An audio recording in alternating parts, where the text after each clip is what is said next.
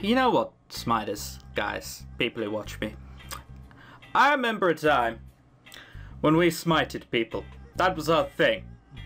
We selected certain individuals and they were put onto our smiting list. I asked in the last part, what do you want me to do out of these? An overwhelming response said hug him. I can only help but shake my head slightly and just look at you all with disappointment. We used to be smiters, man. We used to smite people together. No one was free from our wrath and fury. However, nowadays, we appear to have gone soft. So, man of my word, we're going to cuddle him. Or isn't that cute? You throw your arms around him, careful of his wounds. The relief is too much and suddenly tears are beginning to surge to the surface. No, they're not. Hey now. Lenny's eyes start to waver. Come here. Cupping your face in his hands, he brings you close and touches his forehead to yours. I'll just excuse myself, yes. You didn't even have to say that. You could have just walked out anyhow. You're vaguely aware of Gamma leaving behind you. After a moment of closeness, Lenny pulls back. His eyes are no longer wet, they're sharp. Are we alone now? His hands move down to grab your arms just above the elbows and hold on hard. This is an army base, right? These guys are military? Yeah. Have they asked you where you came from? Well, of course, we did just wander onto their patch. No, did they ask you where you came from? You realise that he means the Easter Initiative, the Stasis Project. They haven't asked about that yet, and you haven't volunteered the information either. When you tell Lenny that, he relaxes a fraction. Good, whatever you do, don't mention it. If these guys are really remnants of the military, that might be their project you walked out of. Good point, but you'd at least think that they would have checked the bunker a bit more than they appeared to. It was dusty, old, the electricity barely worked. Was there even electricity in this place? I can't remember. He makes it sound so dark. You know, neither of us would be alive right now if they hadn't taken such good care of us. Davette, listen to me. No matter how nice they've been or how good they are, if they find out that their project was a total failure and you're the only one to make it out alive, you don't know what that kind of news can do to a person. I do. I had to take it in. I was there. Maybe it is safer to keep all information about the hidden lab to yourselves. Okay, I won't say anything. Can't we just mention the hidden lab, but not mention I was part of it? Compromise. Seems easier. Lenny finally lets go of your arms and falls back into his pillows. He's still weak from his injuries. I'm not surprised. You know, I've been sleeping a lot lately, but is it super lazy of me to... If I just take a teeny tiny nap, it's fine. I can speak to people I prefer over you. His eyes are closed before you can ever answer. You go to visit him a lot over the next few days. Do I have to? He's getting stronger every day, but is still laid up in bed. His mood remains low, depressed, and constrained by his slow recovery and distaste for his rescuers. Just distract me. I don't care what you do. Can I punch him? Will that work? Probably not. And with that, the endless day of recoveries continues. A couple of days later, the commander of the base calls you to his office. You don't even have the chance to knock on the door before he swings it open and calls you in. Yeah, looking very, very similar to the last guy. Ah, Miss Davette. A man who only goes by the name and title of Alpha. He is a tall, broad, grizzled man who seems to effortlessly command the respect of all his men. We've been here for like a week, and this is the first time they've actually asked us anything meaningful. I think they've been more than kind at this point. Although physically intimidating, he was quick to give you shelter and food when you needed it, and has never been less than a gentleman. He stretches out a gloved hand to shake yours in greeting. I trust my men have been treating you well. They've been keeping their distance. They're not exactly friendly, are they? They've been keeping their distance. A respectful distance, I hope. Everyone here just wants you to feel comfortable, okay? You wanted to see me? You shuffle awkwardly and glance around the room. The main attraction seems to be the radio on the desk. The radio sending out the signal that brought you here. See, so we did leave for a reason. Lenny was trying to make us not come here. He knew about this shit, I swear. Ah, yes. I want to take you out. Out? Alpha grins. Follow me. Out of the yard is a fleet of jeeps, well past their prime. They're not much to look at, but amazingly they do run. It turns out that this base is not only well stocked with food and water, but also with fuel and weapons and lots of other things that make the post-apocalyptic life more livable. Can't see the jeeps, let's be honest. So, is he going to force me to tell him, otherwise he's going to leave me, or is this a man-on-woman thing we got going on? Commandeering one of the jeeps, Alpha motions you to join him. Together you set out into the wasteland. The vibrations beneath you invoke a strange sense of nostalgia. You started to believe you'd never ever see a car again, but now... life in Lenny's shack had been bearable, but it looks like neither of you had any idea what you were missing out on the other side of the Dust Bowl. Once Lenny is up and moving again, he'll probably enjoy messing around with all these new gadgets. If they have their chance. If he has his chance, he will be. We'll just do a few laps of the wider perimeter. Alpha's words snap you from your daydream, okay? You're still not sure why he brought you out here. As the jeep advances, you get to see more of the surrounding land that you'd glimpsed during your desperate journey. It is empty, but not blank. As you cover more distance, you see more signs that people once lived here. Skeletons of buildings, burnt-out campfires, shoddily made fences. Sad, isn't it? It's pathetic. That's so harsh. Inspiring or... ... yes. It's not inspiring. I'm not an inspiring kind of person. Yes. There were entire communities of survivors out here, and now... Alpha sighs. That's the thing right there. These people survived the end of the world. They should have been the best and strongest of humanity. Or lucky. Like, let's not rule that out. Or lucky. That can be a thing. But they died. Each and every one of them was weak. And do you know what made them weak? Love? Friendship? They had no structure. Close enough? I think it's time I told you about my vision. My vision for a new world. Alpha's eyes seem to glint as he stares out across the expanse of dirt before him. I'm not just talking about survival. I'm talking about rebirth. These piddling little communities tried their best, but they were divided and not just not strong enough.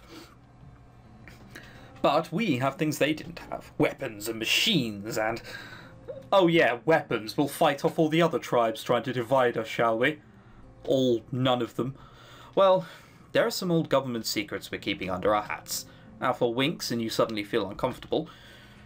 When he says government secrets, does he mean... But of course, none of this means anything without, well, men and women, without repopulation. The uncomfortable feeling starts to grow. I'm amazed you've only just realised what he's getting on about now. Alpha is being very cryptic, but you might just understand a lot more than he thinks you do. For now, I'll just say there might be a way forward, but well, it's a complicated thing. He must be talking about the Easter Initiative. And he said complicated. Does he know everyone in the project died, or does he mean something else?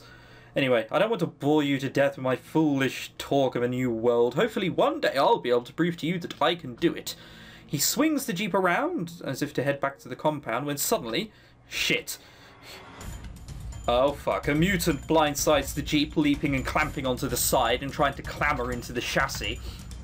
Hang on. Alpha turns the wheel and the jeep jerks sharply to the left, sending the mutant flying away, but it recovers quickly and launches itself in towards you once again. You freeze weaponless and exposed. Alpha moves, but not to grab the assault rifle by his side. Instead, he grabs a whistle that's hanging out around his neck and brings it to his lips. He blows, and you hear the faintest of high-pitched sounds. The mutant, however, suddenly seems frenzied. It stops in his tracks and holds its head, as if in terrible distress. Alpha jumps out of the jeep and strides towards the mutant, still blowing the whistle. By the time he reaches it, the mutant is lying on the ground, rocking helplessly. You think he's going to kill it, but instead Alpha turns back and motions you to come closer. Hesitantly, you obey, climbing out of the jeep. No, this is very good. We know that they can be... neutralized. That's a good word. Neutralized with a whistle. Come and look. You step closer to the writhing mutie. Look into his eyes. Really look. You look. As Alpha continues to blow his whistle in short bursts, you stare into the mutant's eyes. Past the animalistic twist to its face, you can see signs of something else underneath. Its eyes are full of panic. Afraid. Human. They're not monsters, you know. Just because a person is ill, it doesn't mean they're not a person. I bet you've killed a lot of these unfortunates on your way here. We had to. Yeah, we did have to. It was either us or them at one point. But not many. What? One at the store, one at the beginning-ish, one coming here, the red-haired woman. It's about it, isn't it? Is that what your friend said? Alpha sighs. That boy can hide behind his kill or be killed mentality all he wants, but isn't it a little worrying how easily he can dehumanize a person to justify murdering them? You want to protest that things aren't that simple, but you can't exactly deny what Alpha is saying either. But Lenny isn't the bad guy Alpha thinks he is. You need time to think about all of this. Let's compose ourselves. No snap decisions. You need time to think about all of this. Nothing is as clear-cut as it was 2 weeks ago. Well, we'd better deal with this, gentleman. Alpha grabs some hand and leg cuffs from the vehicle and slaps them on the mutant, completely subduing him. He then hoists the still reeling man onto his shoulder and puts him into the back of the jeep. The whistle is good for calming them down, but it doesn't work for too long. But don't worry, he'll be good as gold in those cuffs. You're taking him back to the base? Well, Alpha's eyes narrow as he gazes sadly at your wriggling passenger. We haven't given up on those poor bastards yet. Does that mean they're conducting experiments on them? When you arrive back at the base, 2 soldiers immediately come forward and seize the mutant and take him inside. Gamma, who seems to have been waiting for your return, gives Alpha a grim nod. You can take care of him from here. Yes, sir. Oh, good, they're still all silhouettes. Then Gamma, noticing your confused look, turns and smiles reassuringly. We have a quarantine section beneath the base, don't worry, it's heavily guarded. Can I go and see? Apparently not. We're keeping the infected civilians contained while the science team works on medication to cure them. Or at least ease their suffering. One day we'll get there, I have faith in you, Gamma. Thank you, sir. With that, Gamma disappears back inside. I'd better get back to my duties too. It doesn't exactly raise troop morale to see the boss slacking off with a pretty girl. Alpha grins and gestures inside. When you start walking, he falls in step by your side. Still, let me walk to your room. Thank you for indulging me today. And you know, you can count on us for anything now. You're not alone anymore. Alpha leaves and you drop onto the bed, his words echoing in your ears. Lenny heard it and he doesn't like it, let me guess. No, apparently not. Knock, knock. You are woken by a knock at the door. Yes? Pulling the door open reveals an unexpected sight on the other side. Lenny. Yeah, it's Lenny and he brought breakfast. Morning. Good morning, you should be in bed. Wow, you're looking good. I wouldn't say wow, you're looking good even when he wasn't injured. So you should be in bed or good morning. Let's go with you should be in bed. He probably won't like it, the YOLO swag and such with the kids. Whoa, untwist your panties there, sweetheart. Me and the bed are calling it quits for a while. I'm not going to get better if I just lie around and let myself waste away, right? Yeah, I'm almost certain that's how recovery works. He brings the tray of food inside and you eat together on your bed. It's still stuff from cans, but it's a lot less depressing to eat without actual cutlery. So hey, I've been meaning to ask. You didn't happen to grab my goggles, did you? You think back to the cave-in. They were destroyed. Lenny sucks in a sharp breath. Right. Of course. Makes sense. I'm sorry. Get over it. Say nothing. Okay, I'm not that person to just say sorry for no good reason. That's what this is. Get over it. Too harsh. Middle of the road. Say nothing. That's enough mope in here.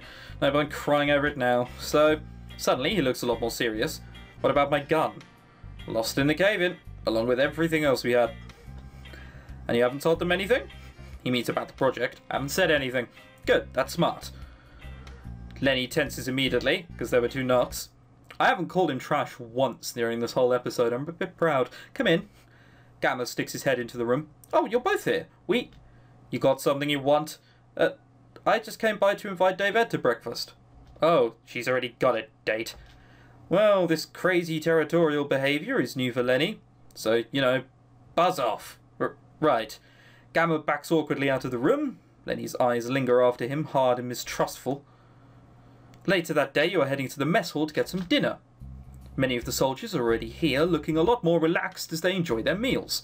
A few of them call out friendly greetings as you pass. Evening, David. Evening. You are grabbing a tray of food when you spot Lenny sitting by himself on a table at the back. The last you'd seen of him, he was heading off to snoop around the base. Sitting down in a chair next to him, you say, "Mind if I join you? What's the deal with the lone wolf thing? You should try to get along with these guys." Not even a vote. We're going to say, what's the deal with the lone wolf thing? He's being a dick.